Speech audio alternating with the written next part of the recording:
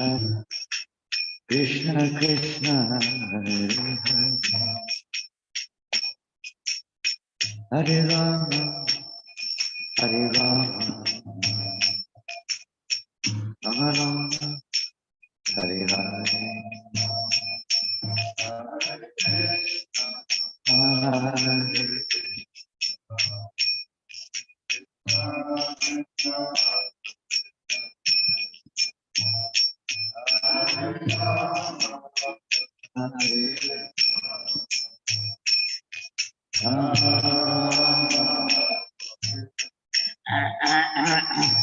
Hare Krishna, Hare Krishna, Krishna Krishna, Hare Hare, Hare Rama, Hare Rama, Rama Rama, Hare Hare.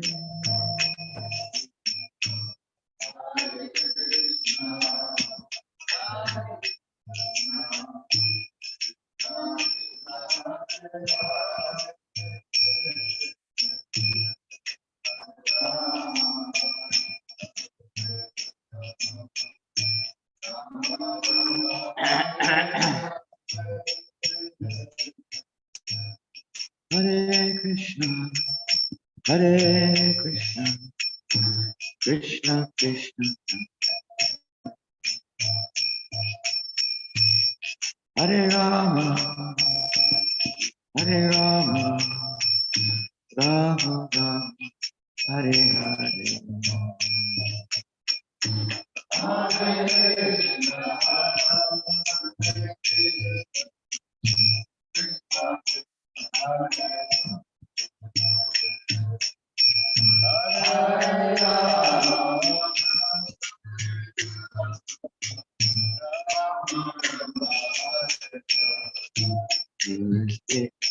Krishna, Hare Krishna, Krishna Krishna, Hare Hare, Hare Rama, Hare Rama, Rama Rama, Hare Hare.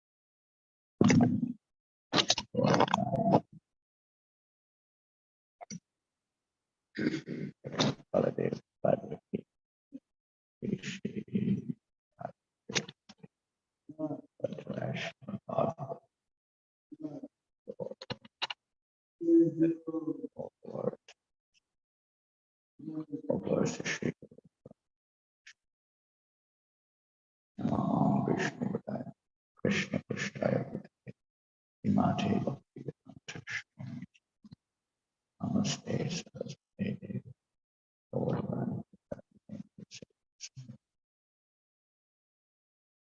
Om Namo Bhagavate Vasudevaya. Om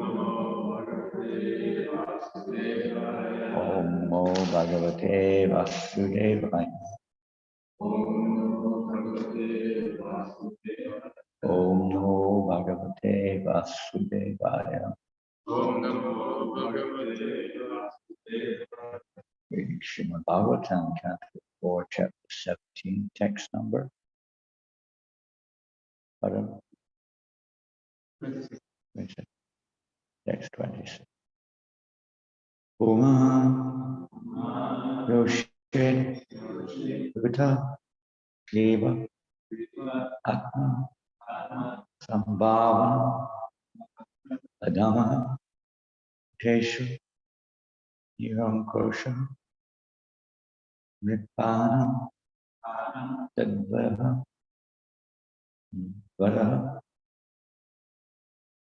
Avara Om Yoshe Buddha Kliva Atmasambhavano Dhamma Udeshu Niram Dosho Nibbana Tad Vedodam Umanyu Shedakri Atmasambhavano Dhamma Udeshu Niram Dosho Nibbana Tad Vedodam. I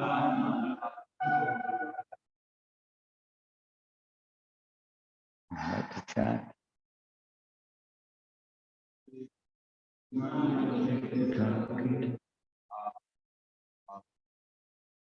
Atmasambhavano Bhuteshu Nirvankosha Nibbana Vedodam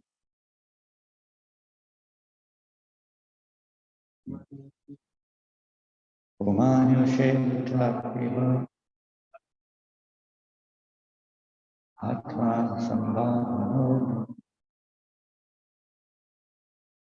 Bhuteshu Nirvankosha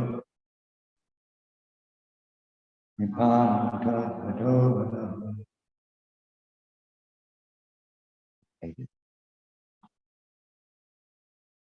Umanyu Shedakriva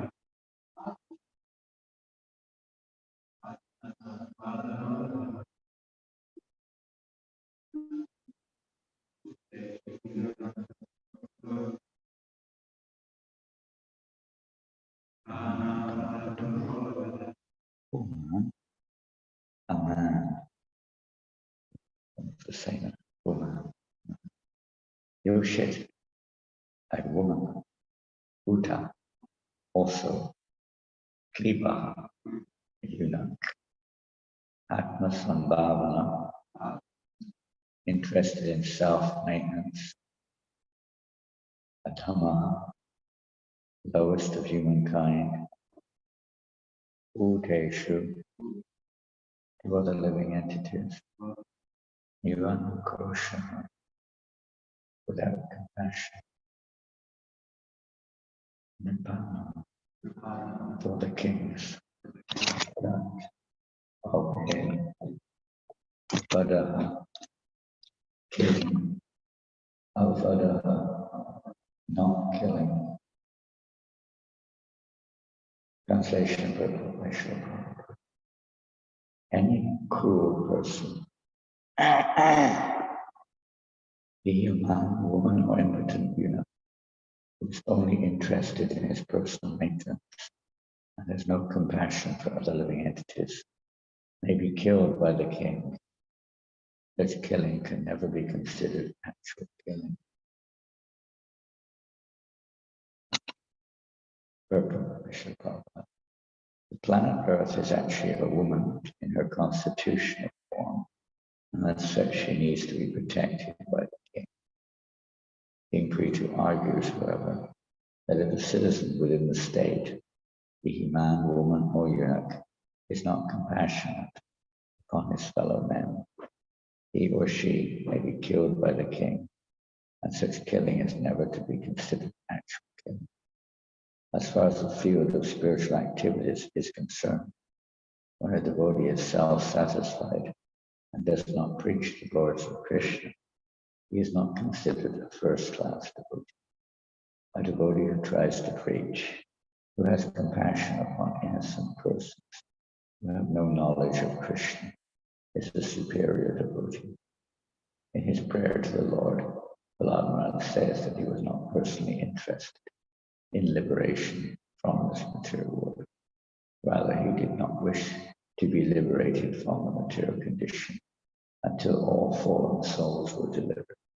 Even in the material field, if a person is not interested in others' welfare, he should be considered to be condemned by the personality of Godhead or his incarnation, like Prithu Maharaj. Om Gyanatim Mandasya Nanam Janam Shlakya Chakshurma something. There's Maheshri.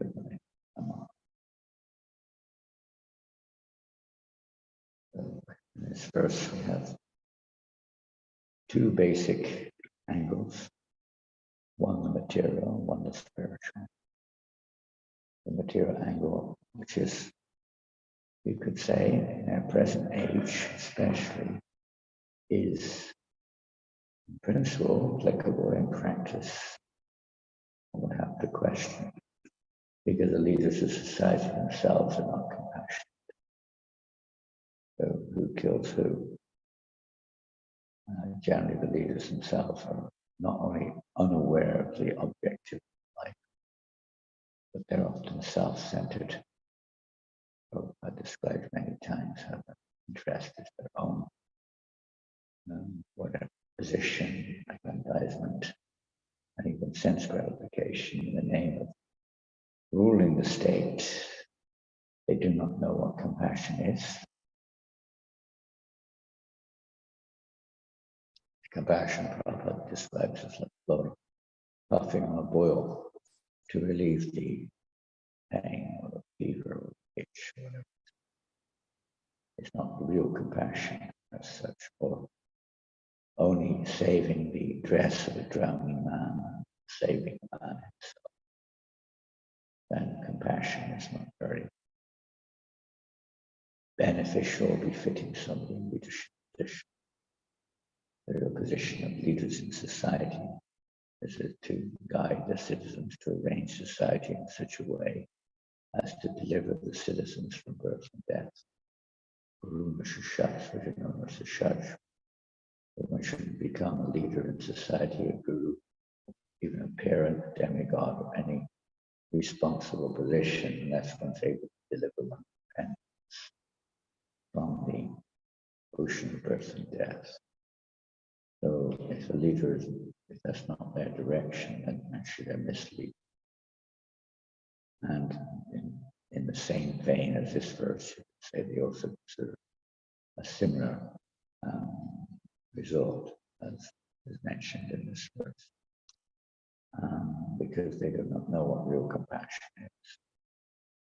Compassion is for the soul who is struggling in this material world, not just the fact that they're receiving bad,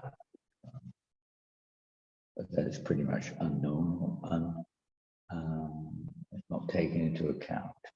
We've been hearing in previous verses, as far as I know, about other aspects of, let's say, activity accepted as normal in society, which is detrimental to everyone.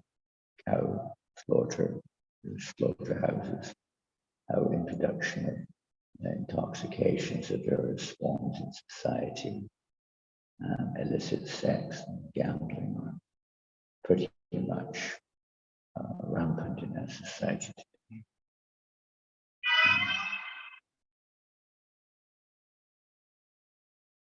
Pardon? Was that a comment? Observing? Confirming? Oh, confirming it. Okay. Well, thank you for that. That was very, very nice. Amazing. So, what to do? So basically, Prabhupada, in this purport, he doesn't pursue this point of persons who are not compassionate. The leader in society is not considered to be sinful by killing such persons. It's a pretty radical statement. And in the light of modern day situation, not very so applicable. We do hear various statements which we will not mention now. I think we have an audience online as well anyway. So, but aside from that, in our present state or our present situation, pretty much everyone is in this situation, top to bottom, of not really acting in a compassionate way to others.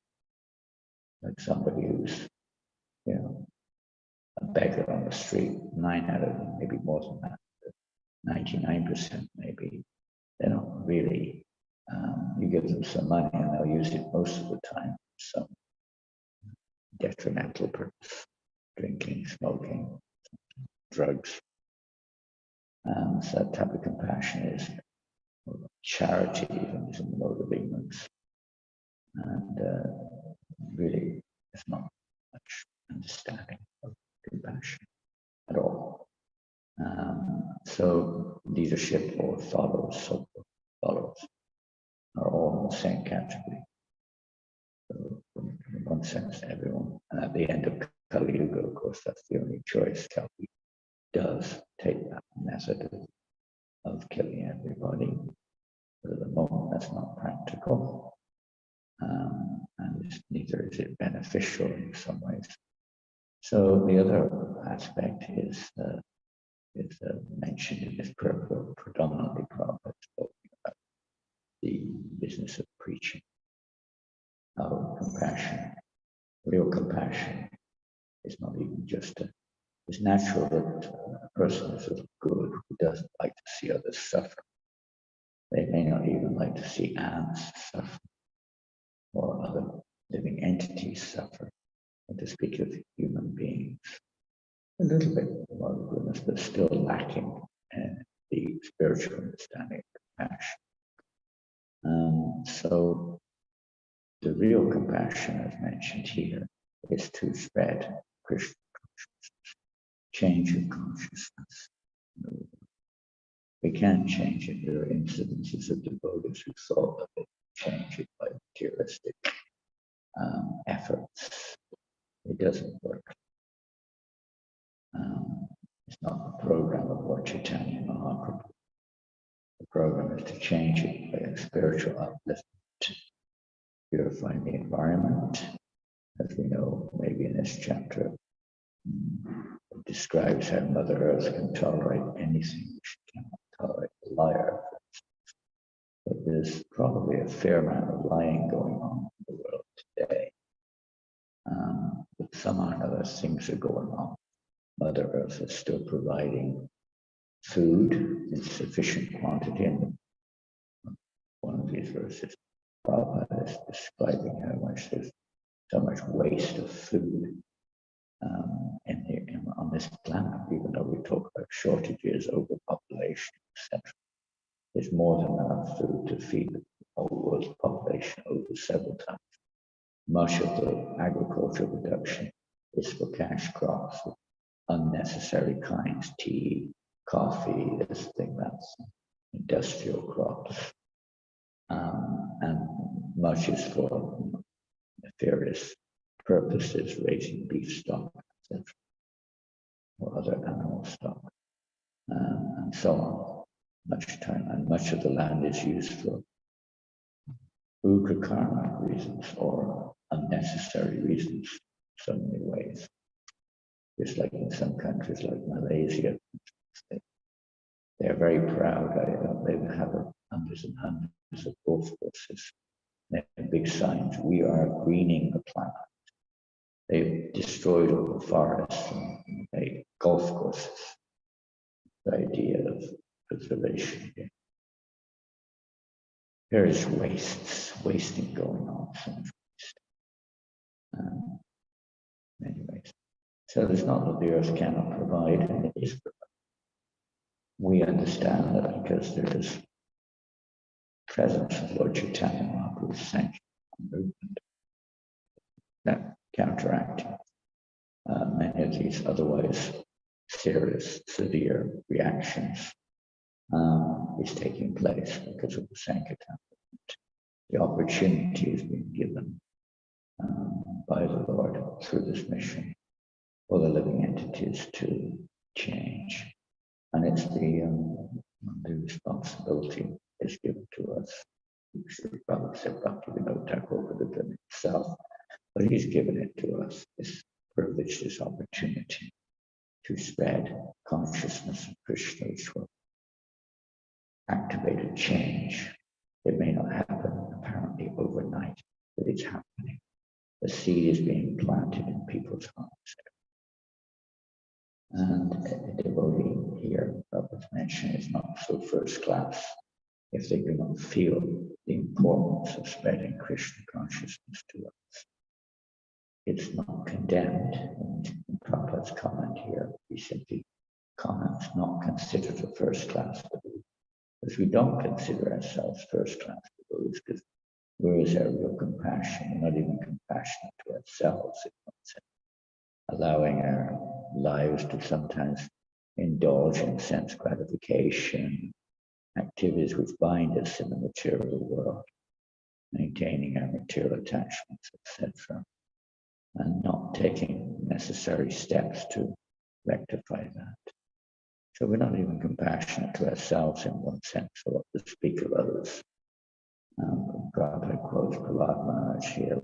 Also, another form of Prahlad Maharaj is Vasudeva Datta, how his mood of compassion was so pervasive, he was willing to accept all the reactions of all living entities in the universe, not just a few, but all.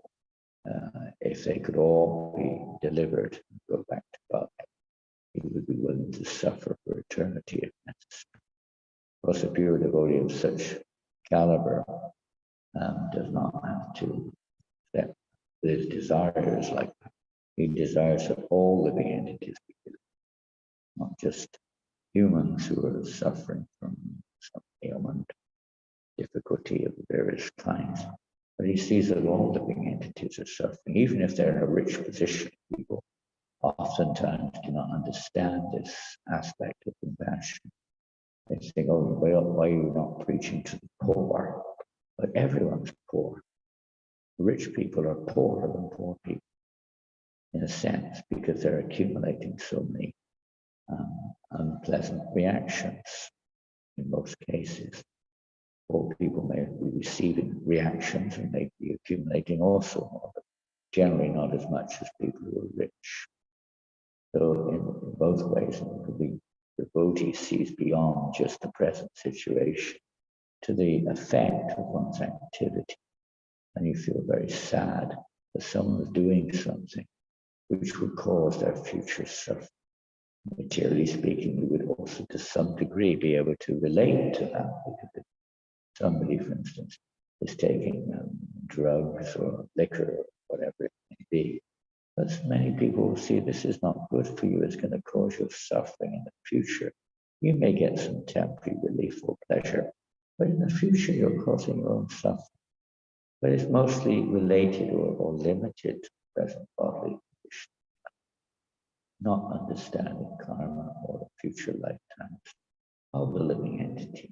Because a devotee feels very compassion that the living entity is doing something for the living entity, especially in human life. The animals and insects, etc., are just receiving their reactions from previous human lives.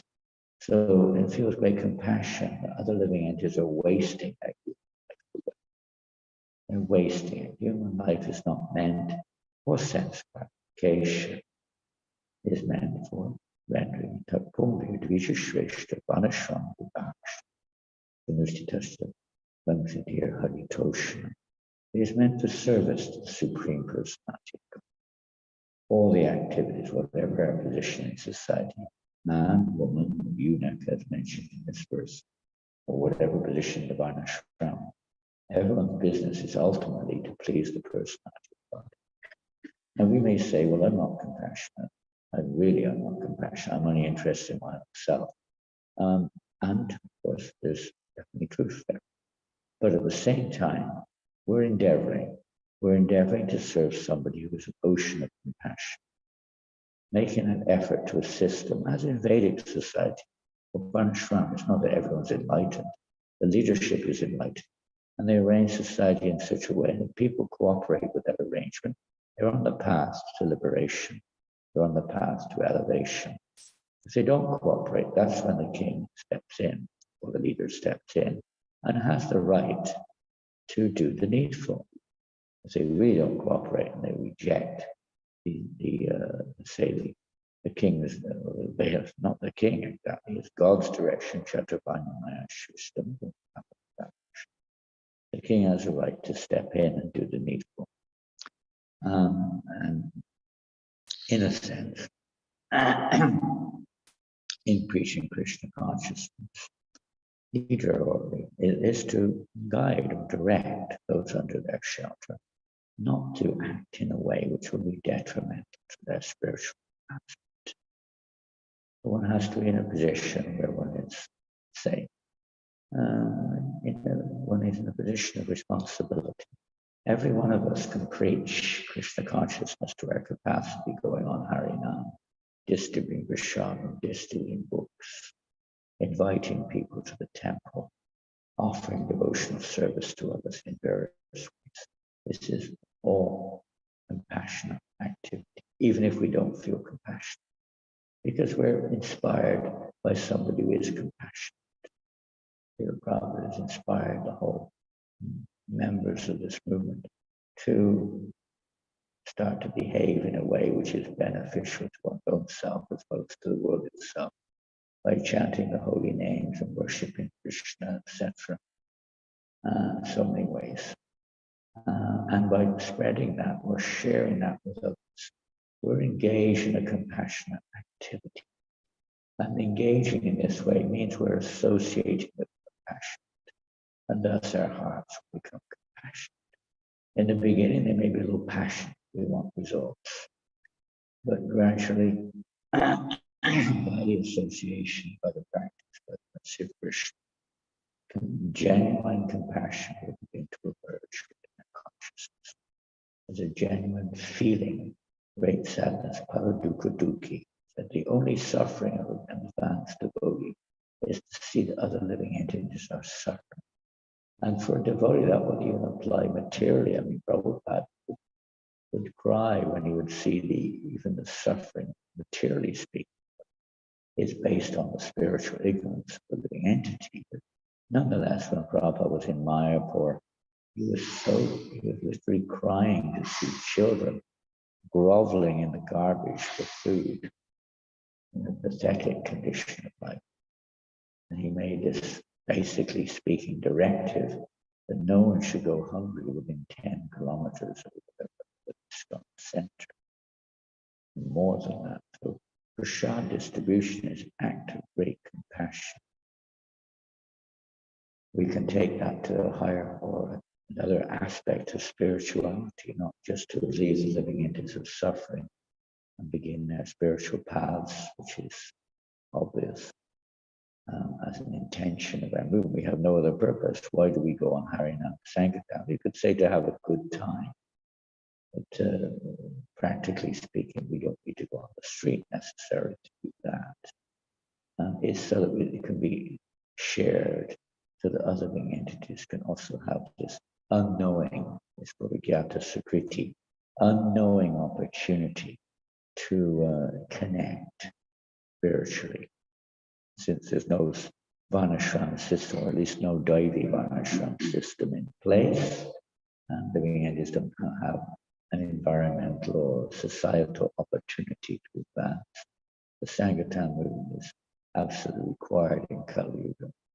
It's basically the only compassionate activity. Other activities may point towards some degree towards compassion, but they're mostly overwhelmed with the, say, compromised behavior, and the compromised behavior becomes an established fact of the movement or the religion or whatever it is, without understanding the goal, the objective beyond it.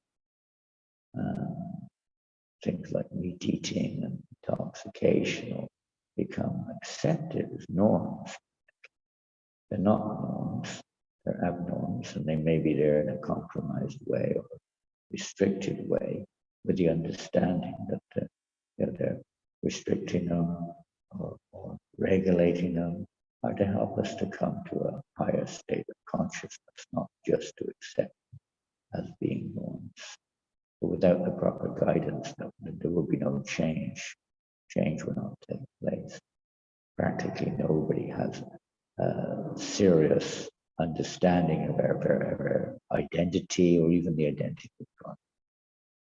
It's almost lacking even in most religious endeavors today. So the Krishna consciousness movement has a great responsibility, a great opportunity, for whatever causeless reason, out of the causeless mercy of the Lord, somehow or another coming through his merciful devotee, Srila Prabhupada, we were given this chance to be a part of this compassionate movement. And we say charity begins at home. Compassion to the devotees. Sometimes we jump over the devotees who are endeavoring, we may not be very expert, but endeavoring to serve. And maybe a little bit, let's say, lack of concern or lack of attention is given there to our own selves sometimes. It's a very broad subject matter. It doesn't touch so much on the internal aspect of that one or the external one in spreading Krishna consciousness throughout the world by oneself, practicing to our best capacity. Chanting the holy name of Krishna is itself an act of compassion. To what degree? Of course, it's depending on our motivation, say, but it is nonetheless purifying the whole atmosphere. Iti Shodasha Kamhanam Kalikam Shanashni Hare Krishna, Krishna Krishna, Hare Hare, Hare Rama, Hare Rama. These 16 words chanted counteracts the ill effects of the age of Kali. There's an act of compassion to chant. And if one is only chanting, not thinking or not concerned about the welfare of others, then one is not considered to be so mature. The third-class devotee, of course, from another angle, their feelings towards the process of preaching is often very shallow, if it exists at all. It's based upon results, if it exists at all. Think about it. And it's based upon, not on the proper understanding.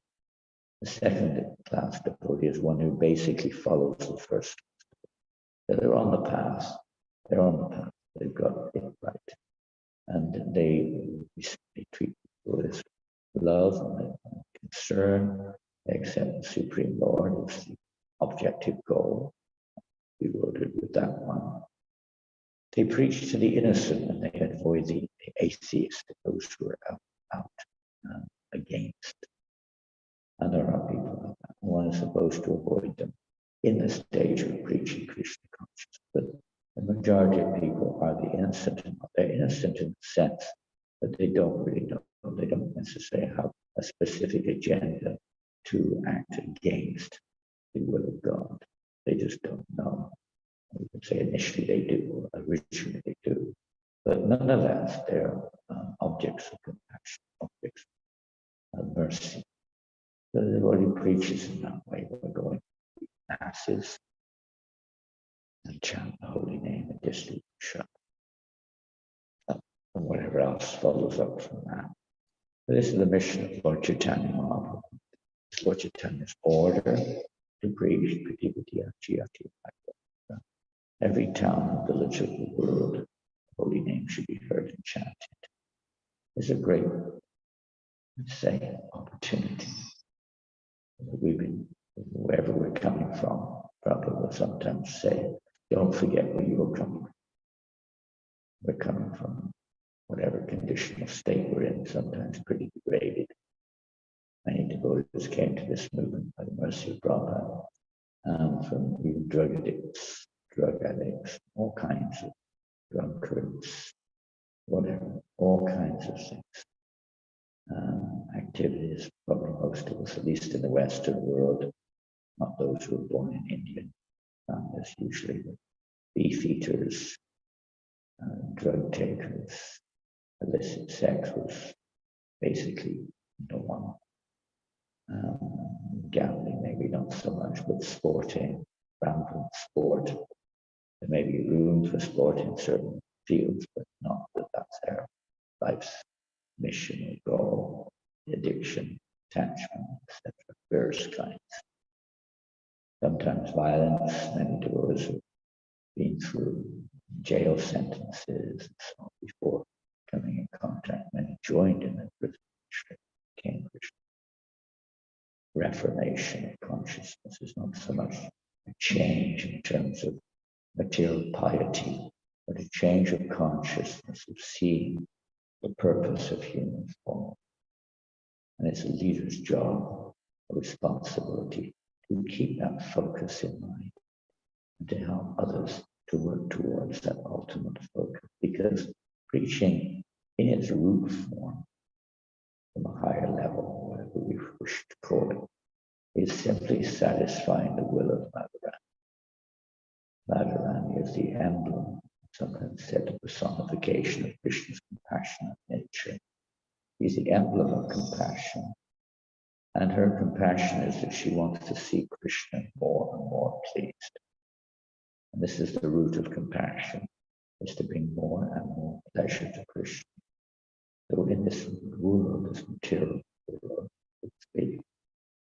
compassion is to reconnect everything, not just the living entities, but Krishna's energy with Krishna. We are one of Krishna's energies. The material world is also Krishna's energy. To reconnect that with Krishna for his pleasure, his compassion. We may not think like that, but the pure devotees do. They're always thinking everything is Krishna's. It should be used for the pleasure of Krishna, no matter what it is. Therefore, they don't waste a moment, they don't waste a penny or a cent, they don't waste energy. We sometimes forget this. This is one way of becoming, Prabhupada said, conscious first. Conscious that everything is Krishna's energy and how it can be used and not wasted.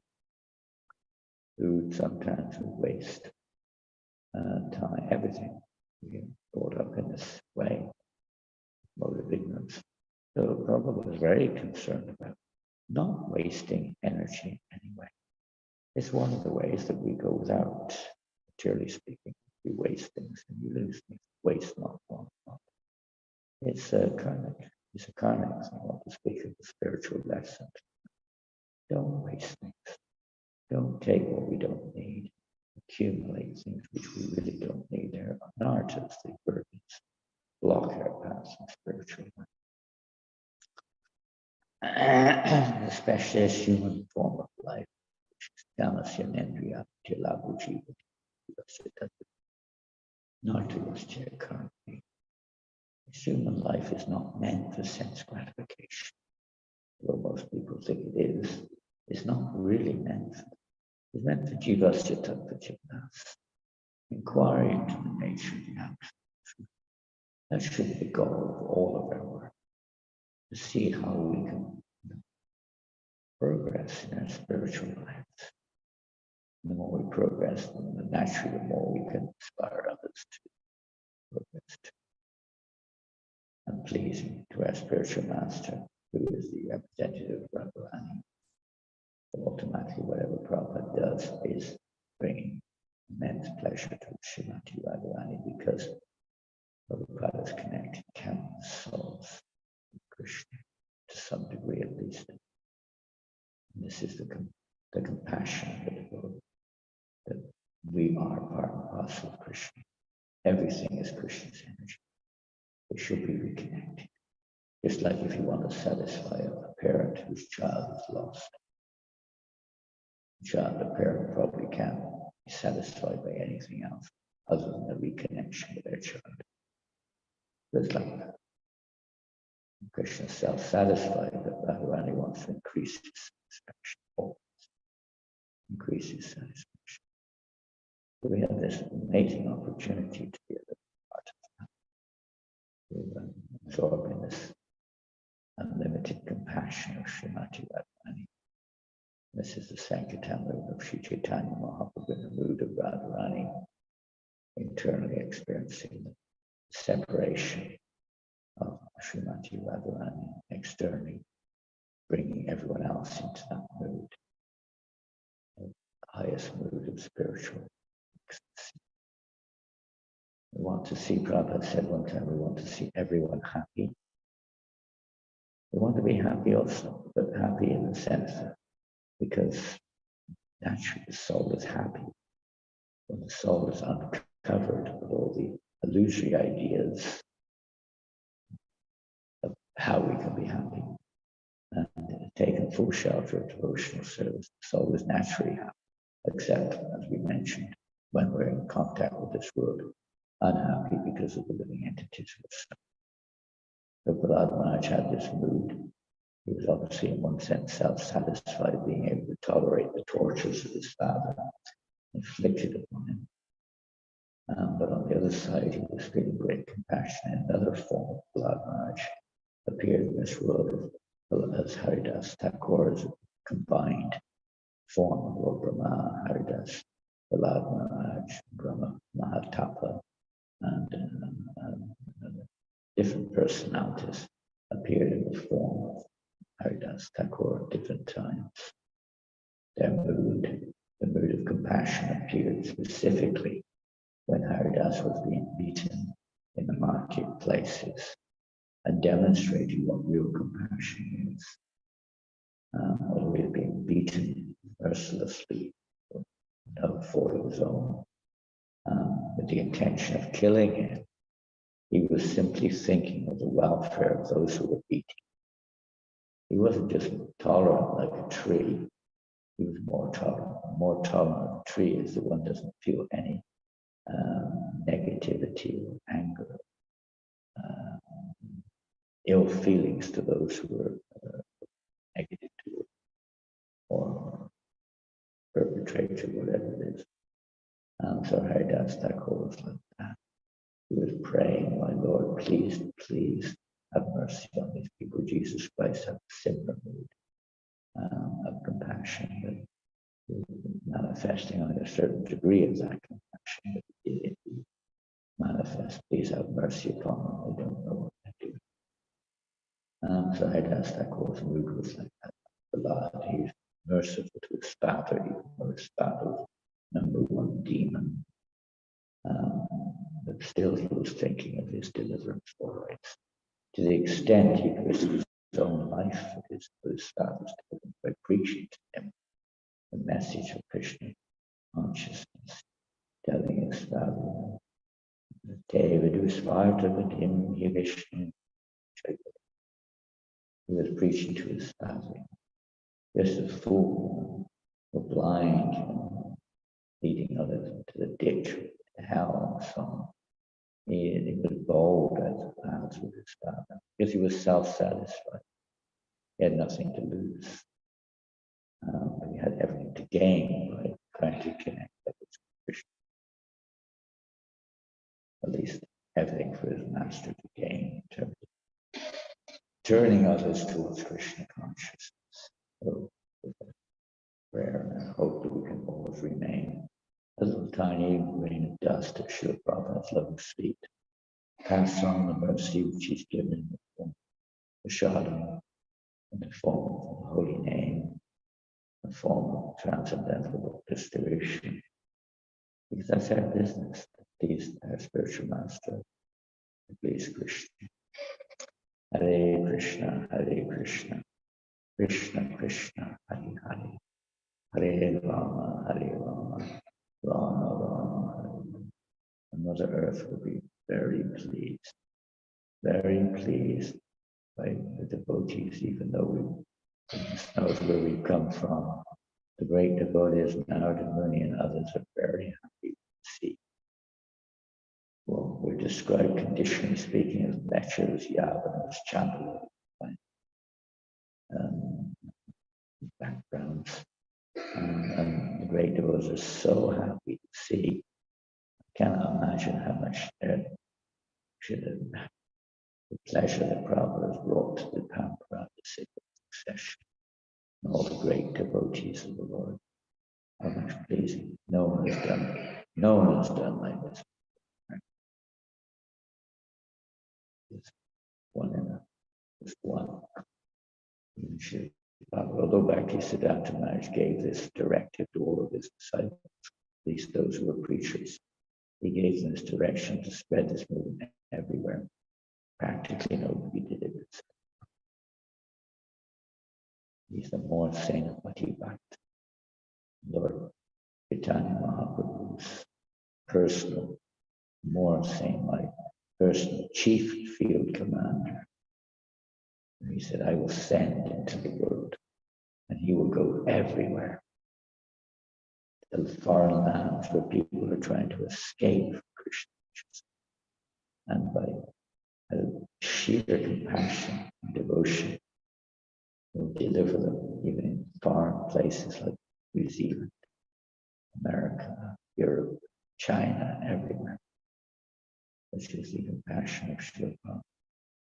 There's no limit to this compassion.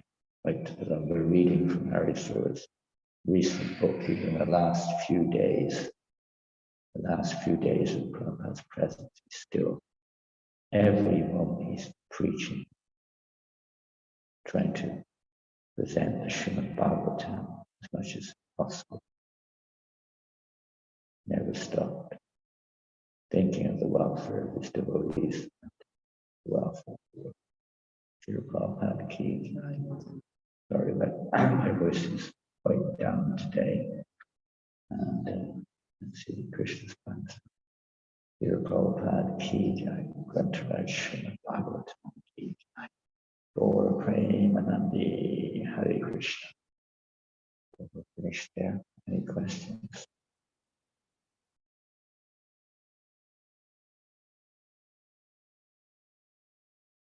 Wonderful to see so many books. I was talking to Krishna Chandra Prabhu yesterday, which showed me the annual book distribution in Varsha, as well as in New Zealand. Very nice to see so many books.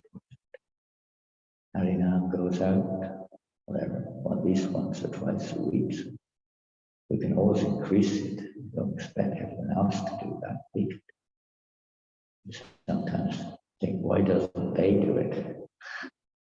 Why don't they do it? Or why don't we do it? No one's stopping anyone going on Harinam. Is there a law, Allah? Is there a law here that you can't go out on Harinam without permission? Yeah, is there a law that no one can go on Harinam unless you get permission to go? Once you're initiated, you cannot go on Harinam. There you go. There's a rule here, so better not get initiated. I'll give back all the initiations that the devotees we just initiated don't. They can take it back. I think we understand what Kalasamprabhu means. Don't think it may be sometimes that now I'm a Brahmin, I'm initiated. It shouldn't be, of course. But sometimes we may in any athletic state think we have more important things to do. But as far as I know, there's an open order for Chaitanya. And believe it or not, you can do it in your own area. It doesn't have to be only Queen Street. There's many villages. Lord Chaitanya said every town and village. And I guess that includes, you have to use your common sense, obviously. For the time and circumstance that we include most places. I'm sure there's much scope there. And their article is, we were going out like this with their family. Many devotees, they just go out with their family in their local area and chant, for example. In this way, they're doing a little bit to try to further the mission of Lord Chaitanya, spreading compassion to others. Or with prasadam, when you go to the office or the shop or doctor, wherever you go, take some books with us. Take a card with an invite to the temple or websites. Take some prasadam, maybe a mantra card, something. This way, at least we're conscious of the mission, even if we're not very effective, at least we're conscious. This book distribution is, you could say, when Prabhupada probably more than anything else emphasized in terms of spreading Krishna consciousness, chanting the holy name, distributing books. So take a book. If you don't have a book, you won't distribute it. You take a book with you when you go out somewhere. You never know. Somebody might be interested in that all the time. Even on their journey, Ananda Prabhu from Paris to Kuala Lumpur, to Arabian Airlines through Saudi Arabia. But I think there's still about 12 books on the journey, something like that. Krishna arranged. We had books in our bags in Arabic, one Arabic book, one Arabic. We had French books, which were going from France. In the airport in France, people sat down to us who were clearly interested. They took books on the plane. Man and the girl distributed books to this girl who was sat next to us, right? Remember? I can't remember that. I remember it clearly. She was on her way to India to go to a yoga center.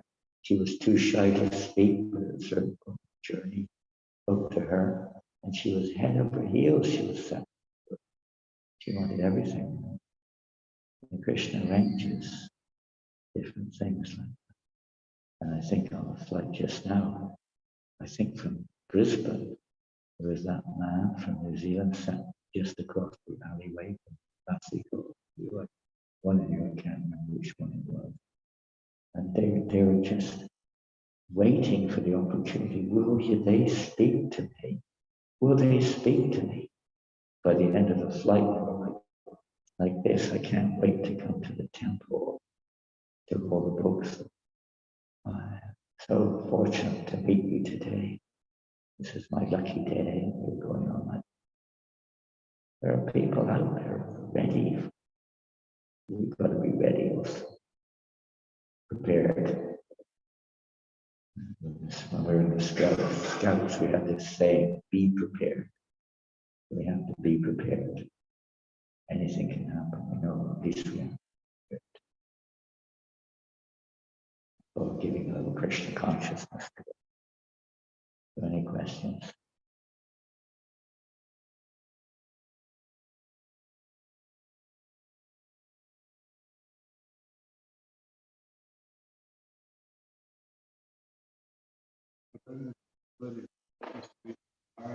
How do we develop compassion? How do we develop compassion?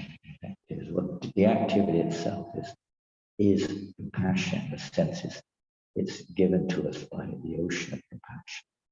So when you're on Sankirtan, it's like Prabhupada said, one time one devotee said, how do we become a chanter? How do we develop this mood of a Kirtankari, one who really has a taste, not depending on results and so on. And how do we develop it? Prabhupada gave a very simple example. He said, how do you become a drunkard? How do you become a drunkard? How? Yeah, you associate with those who drink and drink. And you drink and drink and drink and you become a drunkard. If you associate with those who are compassionate, compassion is a natural characteristic of the person. It's reflected in the material world. It's there in everyone to some degree.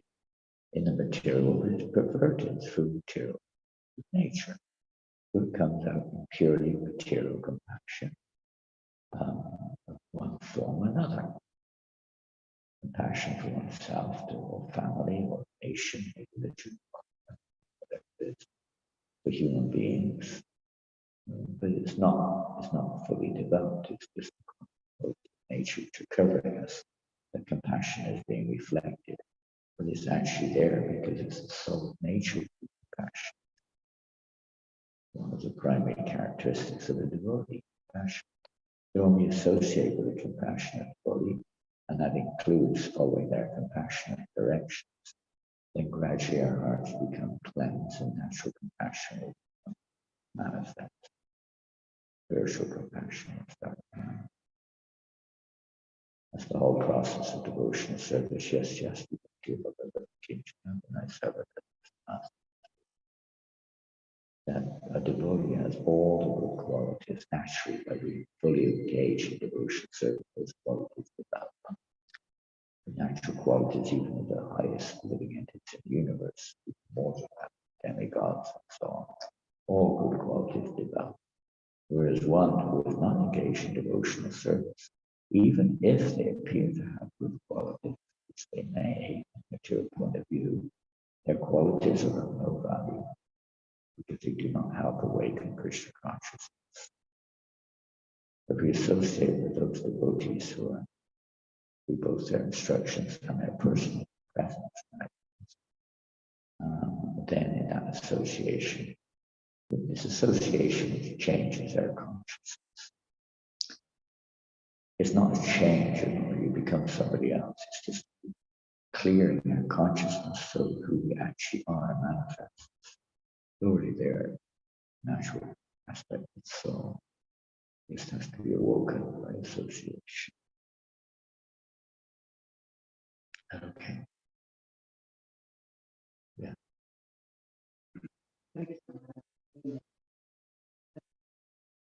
Compassion is giving extra consciousness forward. And you can see that Srila Prabhupada has revolutionized in the people's heart, even the real compassion of people. Why was not this was done by a Jesus compassion?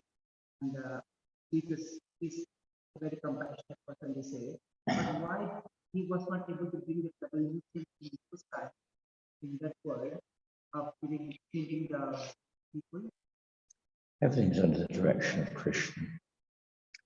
Everyone has their part to play in the service of Krishna. People were not ready, different circumstances, and there's a certain factor involved when the time is right and takes place. We tend to see things in terms of, let's say, chronology or history, or this time frame. And in time frame, like you just asked the question, why not 2,000 years ago? Why not 10,000? Why at all? Why is the material there at all? You can go on and on like this, it is. So in time, in terms of absolute perspective, not quite like what we see as relativity. Why? What is 2,000 years from our perspective? Time-wise is nothing. It's just a matter of, when the living entities are, according to the will of the Lord, when the time is right to deliver or to present. Why only in Kali Yuga, this one with Lord Chaitanya? You answer that?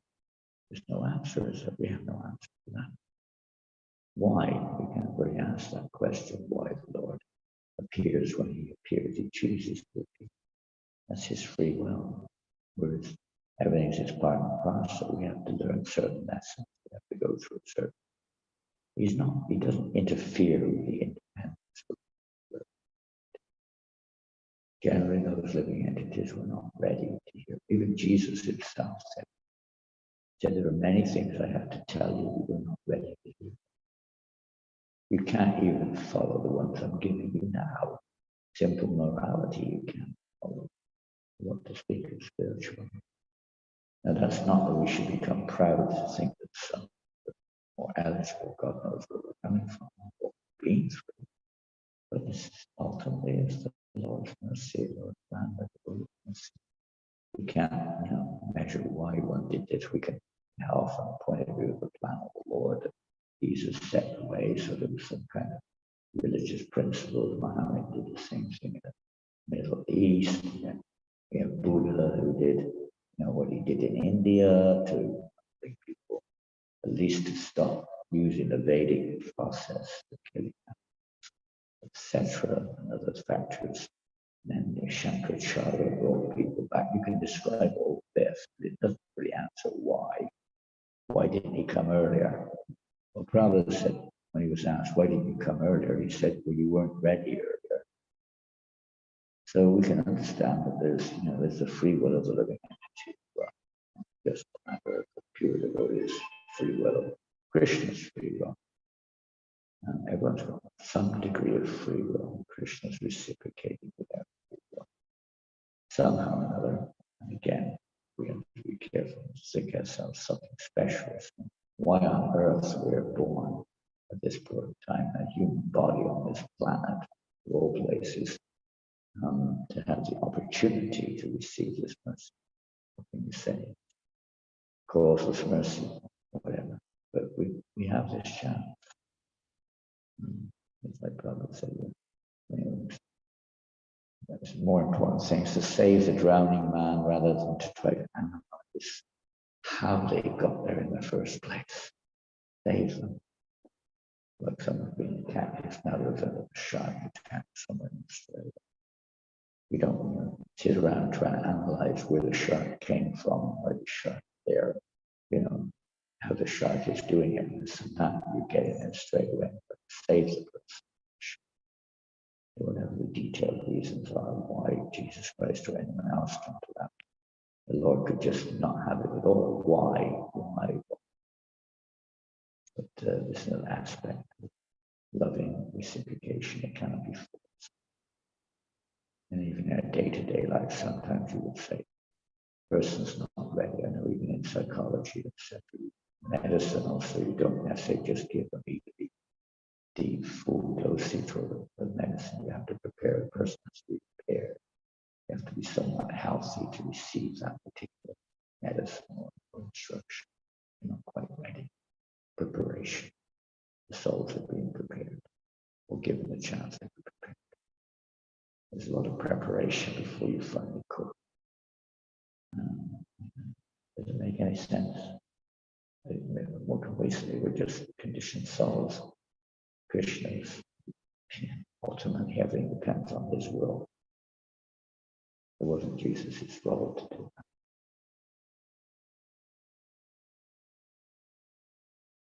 Same thing about your note, I would say he left it for us. And time, such a thing, eternity and relativity. And so we always look at our little world and what is 2,000 years. It's not even a flash at the moment. Not a flash at all. Everything we do, someone, where's Prashad? Someone tells us to go downstairs. Why didn't they give me Prashad? They're always to tell you, point the way, there's the Prashad. Okay, we wasted 1 minute, we took 1 minute to get downstairs. Everyone's got their roles to play, but they're directing it towards the goal. Not be there yet. Usually, our free will has to change. It's slow before we find our free will changes. Not different than that for the Lord. One with the will of the Lord. Okay, we do have to go out this morning. Finish there. Thank you very much. And, I hope I'm sorry, I simply can't speak very much clearly. Krishna's not in our hands. Shri Prabhupada Ki Jai. Go and pray. What a picture on the back of this Bhagavatam. I never noticed that before. Who's this? Who is it? Who is this being surrounded by all kinds of horrendous things? Who knows who that is?